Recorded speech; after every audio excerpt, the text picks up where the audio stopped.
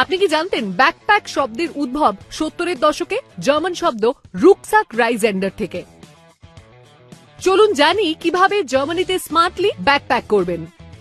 Backpacking শুধু একটা bag বওয়া নয়, এটি স্বাধীনতা ও স্বাচ্ছন্দ্যে বেড়াতে একটা প্রয়োজনীয় স্কিল।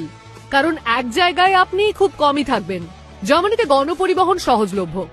জার্মানিতে হিচ হাইকিং এর অনুমতিও আছে, যদিও হাইওয়েতে তা বেআইনি। হস্টেলস রয়েছে সর্বত্র। এগুলো কেবল সস্তাই নয়, অন্য পর্যটকদের সঙ্গে মেশার সামাজিক ডেরাও বটে।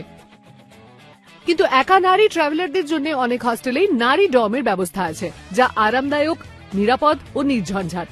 শ্যাম্পু বা শাওয়ার জেলের মতো জিনিস নিয়ে চিন্তা করবেন না। খুব সহজেই এগুলো রসম্যান বা ডিএম এর মতো জার্মান ড্রাগ স্টোরে পেয়ে যাবেন। তবে দরকারি অ্যাপগুলো যেন ফোনে থাকে। এটিএম ফি সেভার আপনাকে খুঁজে দেবে সবচেয়ে সস্তার এটিএম, যাতে টাকা তুলতে বেশি খরচ না হয়। ব্যাকপ্যাকিং এর জন্য আপনার কি পরামর্শ?